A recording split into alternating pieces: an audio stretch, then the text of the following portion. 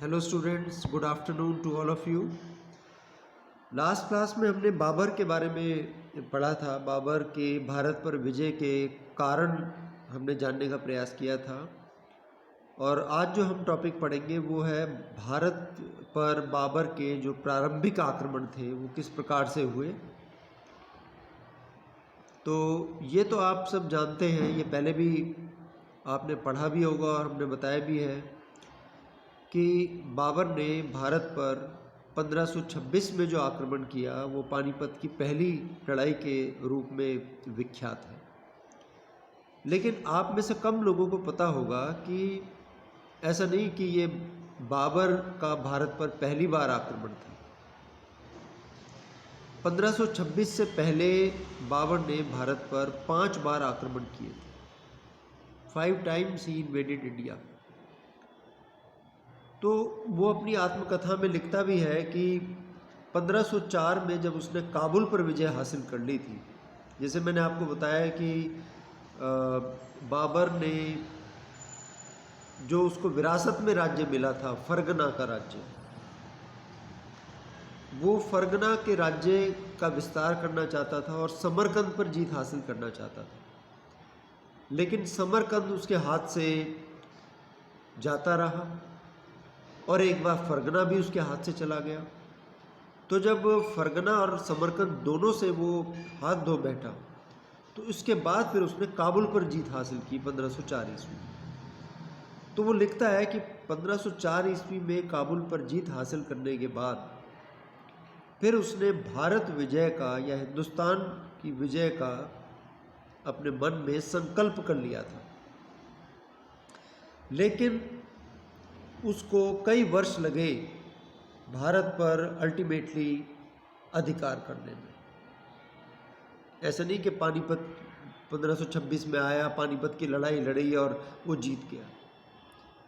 तो कौन कौन से आक्रमण रहे उसके प्रारंभिक आक्रमण पानीपत की लड़ाई से पहले, वो आज हम पढ़ने जा रहे हैं।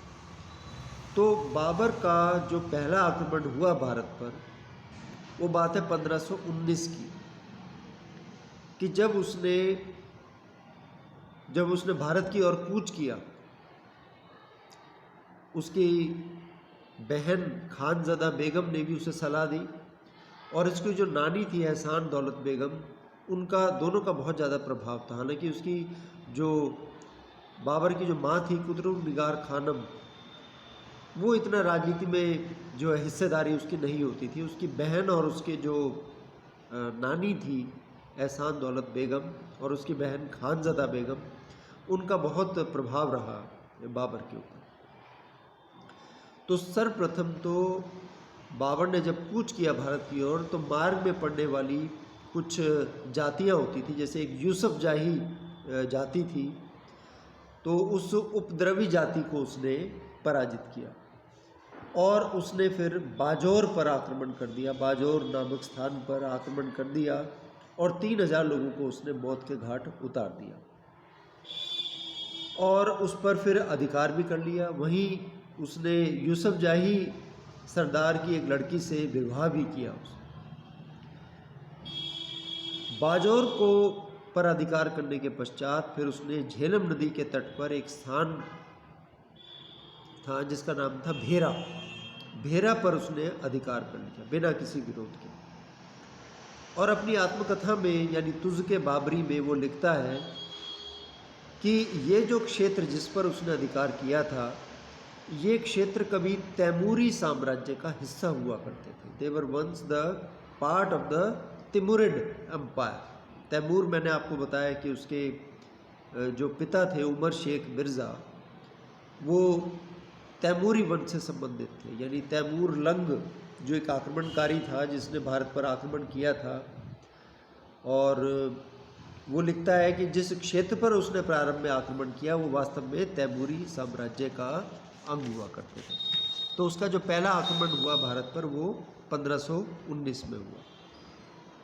इसके बाद उसने भारत पर अपना जो दूसरा आक्रमण किया, ये भी 1519 की बात है, ये सितंबर में किया था। और उसने इस आक्रमण के दौरान उसने खैबर की जो घाटी थी, खैबर दर्रे का भी नाम है और घाटी का भी नाम है। खैबर घाटी को पार करते हुए उसने पेशावर तक वो पहुंचा और पेशावर में वो किलेबंदी करना चाहता था ताकि भारत में आगे बढ़ा जा सके। यह आज जो है पाकिस्तान में पड़ते, लेकिन उस समय वो हिंदुस्तान का पार्ट था। लेकिन अपने साम्राज्य में कुछ गड़बड़ हो जाने के कारण, काबुल के निकट बदख्शां एक जगह है, वहाँ पर गड़बड़ हो जाने के कारण जिसको वापस लौटना पड़ा। हालांकि वो पेशावर में वो किलेबंदी करना चाहता था। ठीक है, पेशावर आज जानते हो कि आज वो पाकिस्तान में है।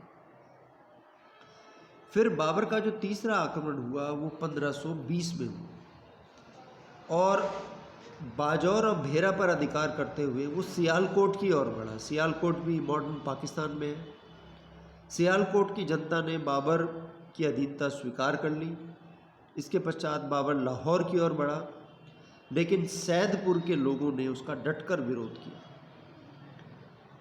बाबर ने फिर जवाबी जो कार्रवाई की उसमें सैदपुर के बहुत से लोगों को मौत के घाट उतार दिया, बहुत से लोगों को कैद कर लिया। ऐसा माना जाता है कि उन कैद किए लोगों में से एक श्री गुरु नानक देव जी भी थे। Guru Nanak Dev ji was a contemporary of Babur के समकालीन थे। तो उनको भी कैद कर लिया गया था, उनको कारागार में डाल दिया गया था। लेकिन बाद में जब किसी ने उन्हें बताया कि ये जो गुरु जिनको कैद कर रखा है ये बहुत पहुँचे हुए व्यक्ति हैं, बहुत बड़े संत हैं, तो फिर ये सुनकर उसने उनको रिहा कर दिया था। उनके गुणों से प्रभावित होकर उनको छोड़ दिया। इसी समय काबुल पर शाह बेग अरगून ने आक्रमण कर दिया। देखिए, बाबर के पास ज़्यादा कुछ बचा नहीं था। फरगना उसके हाथ से चला गया था, समरकंद पर वो अधिकार नहीं कर पाया था, और इसी बीच जब वो भारत पर आक्रमण करने में व्यस्त था तो शाह बेग अरगून ने काबुल पर आक्रमण कर दिया। तो इसलिए अपना अभियान बीच में ही छोड़कर उसको काबुल की ओर लौटना पड़ा। ठीक है, फिर उसने 1524 में यानी 4 वर्ष बाद ही उसने फिर अपना अगला आक्रमण किया, फोर्थ इन्वेजन। उस समय पंजाब का जो गवर्नर था भारत में वो था दौलत खां लोधी, और दौलत खां लोधी ने बाबर को भारत पर आक्रमण करने के लिए आमंत्रित किया कि वो आक्रमण करे, क्योंकि वो इब्राहिम लोधी से छुटकारा पाना चाहता था। और दौलत खां लोधी को ये भी लगता था कि बाबर एक आक्रमणकारी है, लुटेरा है, आएगा भारत पर आक्रमण करके और उसको जीत कर और फिर वापस लौट जाएगा अपने देश काबुल। ठीक है, तो कहते हैं कि दौलत खां लोधी ने अपने पुत्र दिलावर खान को जो है बाबर के पास उपहारों सहित काबुल भेजा था, बाबर को इनवाइट करने के लिए, आक्रमण करने के लिए। और इसी बीच इब्राहिम लोधी को पता लग गया दौलत खां लोधी की इस और बाबर के बीच में हुई वार्ता के बारे में कि भाई दौलत खां लोधी ने अपने पुत्र दिलावर खान को बाबर पर मतलब बाबर के पास उसे राजी करने के लिए, आक्रमण के लिए भेजा है। तो इब्राहिम लोधी को जब इस बात का पता लगा तो उसने दौलत खां लोधी को अपने दरबार में उपस्थित होने के लिए कहा, लेकिन दौलत खां लोधी ने अपने पुत्र दिलावर खान को भेज दिया था। वो जैसे तैसे वहाँ से बचकर निकला। तो इस तरह की घटना हुई। और जो बाबर का पानीपत के युद्ध से पहले जो आक्रमण हुआ वो 5वां आक्रमण था, 1525 में हुआ था। तो 1525 में उसने आलम खां लोधी ने पंजाब पर और दौलत खां लोधी की जो अधिकार था वो स्वीकार कर लिया। और अब दौलत खां लोधी को बाबर के पास पकड़कर लाया गया।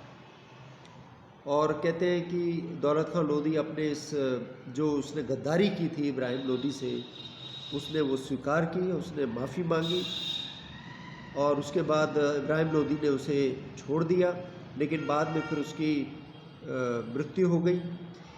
तो इस प्रकार से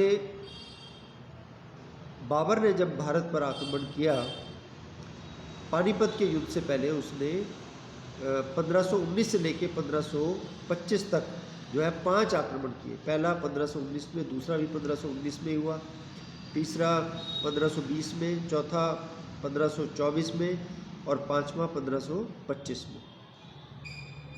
अब देखिए, अब ये जब वो काबुल की तरफ से और भारत की तरफ आ रहा है तो पंजाब पर उसका अधिकार हो गया। दौलत खान लोधी को उसने एक तरह से पराजित कर दिया था, या उसने अधीनता स्वीकार कर ली थी। 21 अप्रैल 1526 को दिल्ली के सुल्तान इब्राहिम लोधी और बाबर के बीच में ये जो लड़ाई हुई थी पानीपत की, तो ये एक आकस्मिक घटना नहीं थी। It was not a momentary event. दोनों के बीच में ये जो युद्ध हुआ था, ये पहले से ही शुरू हो चुके संघर्ष का परिणाम था। इब्राहिम लोधी अब खुली लड़ाई के अलावा उसके पास कोई और विकल्प नहीं था, क्योंकि बाबर की सेनाएं निरंतर बढ़ती जा रही थी दिल्ली की तरफ। इधर से इब्राहिम लोधी ने भी अपना जो फोर्सेस की डिप्लॉयमेंट थी वो शुरू कर दी थी। दिल्ली से फोर्स जो है पानीपत की तरफ कूच कर चुकी थी, और बाबर की जो सेना की संख्या है वो बताई जाती है लगभग 12,000। कुछ कहते हैं कि उसकी सेना की संख्या 25,000 थी। कुछ इतिहासकार कहते हैं कि फारस का एक शाह था जिसने बाबर की सेवा में कई हज़ार सैनिक भेजे थे मदद के लिए बाबर ने उसके साथ मित्रता की पेशकश की थी। और कुछ कहते हैं कि उसकी सेना की संख्या 25,000 थी। तो निश्चित रूप से उसकी सेना की संख्या हज़ारों में थी। दूसरी तरफ इब्राहिम लोधी की जो सेना की संख्या बताते हैं वो 1 लाख से भी ज़्यादा थी, और उसमें बहुत से हाथी भी जो है सम्मिलित थे। तो इस प्रकार से ये सेना की स्थिति बताई जाती है। और बाबर के साथ लड़ने के लिए उसका जो बड़ा पुत्र था हुमायूं, वो भी उसके साथ में था। और जब बाबर जो है आगे बढ़ रहा था तो उसको मेवाड़ के राणा सांगा ने भी जो है वचन दिया था कि वो इब्राहिम लोधी के खिलाफ बाबर की सहायता करेगा। तो बाबर के पास जो है अपनी सेना कम थी, बल्कि आसपास के जो इलाके थे, जो ट्राइब्स उसने जीत रखे थे, उनकी सेना उसने कई वर्षों में इकट्ठे की थी। ये जो उसने 1519 से लेकर 1524 तक जो आक्रमण किए थे, 25 तक जो आक्रमण किए थे, उसमें उसने बहुत सारी सेना अपनी इकट्ठी कर दी थी। तो ये बात है 12 अप्रैल 1526 की, कि जब दोनों सेनाएं पानीपत के मैदान में आमने सामने आकर खड़ी हुई। इधर बाबर की सेना, उधर इब्राहिम लोधी की 1 लाख से भी अधिक सेना, जिसमें 1,000 तो हाथी सम्मिलित थे। अब देखो, बाबर ने युद्ध लड़े हुए थे मध्य एशिया में, और वो युद्ध तकनीक में पारंगत था। यानी उस समय मध्य एशिया में नई नई तकनीक ईजाद की जा रही थी, डेवलप की जा रही थी, और उन तकनीकों से वो परिचित था। तो उसने व्यू रचना क्या की, उसने एक साइड तो उसने बहुत गहरे गड्ढे खुदवा दिए। उन गड्ढों में पेड़ काट काट कर उसमें डाल दिए गए, और उसको मिट्टी से ऐसे ढक दिया गया जैसे लगे कि भाई ये ठोस ज़मीन है, अन्यथा वो वास्तव में एक खाई की तरह थी। ठीक है। और फिर उसने बीच में, ठीक है, मतलब बाएं पक्ष में तो गहरी खाई खोद दी गई। इन खाइयों में पेड़ों की टहनी, पत्तों से इनको ढक दिया गया ताकि ठोस ज़मीन दिखे। बीच में उसने 700 बैलगाड़ियों को चमड़ों के रस्सों से बांधकर एक लाइन में खड़ा कर दिया, एक पंक्ति में खड़ा कर दिया, और उनके पीछे उसने तोपची लगा दिए। अब तोप जो गोले बारूद का जो प्रयोग है, ये बाबर ने भारत में पहली बार किया। इससे पहले भारत में कभी जो है गोले बारूद का प्रयोग नहीं हुआ था, तोप का प्रयोग नहीं हुआ था। और उन बैलगाड़ियों के बीच में जो है खाली जगह छोड़ दी गई, जिससे 100-200 घुड़सवार तक जो है बीच में से गुजरकर शत्रु पर हमला कर सके।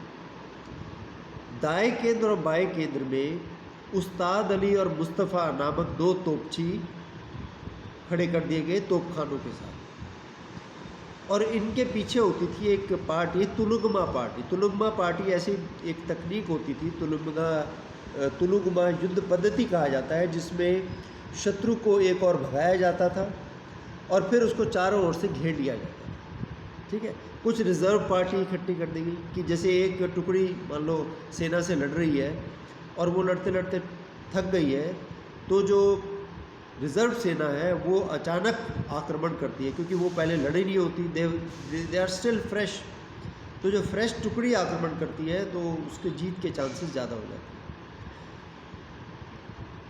तो इस तरह से उसने दाएं जो भाग था उसकी रक्षा पानीपत नगर ने की, बाएं में उसने गहरी खाइयाँ खोदी, बीच की अब मैंने आपको बताया क्या उसने व्यू रचना की। तो इस प्रकार से जब युद्ध शुरू हुआ तो हालांकि देखिए प्रारंभ में तो युद्ध का पलड़ा जो है भारी रहा इब्राहिम लोदी की तरफ से, लेकिन जैसे ही तोप शुरू हुई, तोप गोले बरसने शुरू हुए इब्राहिम लोदी की सेना पर, हाथी जो है पीछे भागने लगे, बिदक गए हाथी, क्योंकि गोला बारूद का तो भारत में पता ही नहीं था इस तकनीक का। इधर से तुलुगमा जो सेना थी वो अलग थी। 9 बजे जो मारकाट आरंभ हुई है उसके बाद दोपहर तक जो है लगभग तय हो गया कि इस युद्ध में बाबर की जीत हो, और बाबर ही जीता। इब्राहिम लोदी को मार दिया गया इस युद्ध में। हज़ारों सैनिक, 15,000 से भी ज़्यादा सैनिक इब्राहिम लोदी के इसमें मारे गए, और ग्वालियर का राजा विक्रमजीत भी जो इब्राहिम लोदी की तरफ से लड़ रहा था वो भी इस युद्ध में मारा गया। बाकी जो पानीपत की लड़ाई का महत्व परिणाम बाबर की सफलता के कारण और बाबर का व्यक्तित्व जो है वो फिर हम नेक्स्ट क्लास में पढ़ेंगे। Thank you.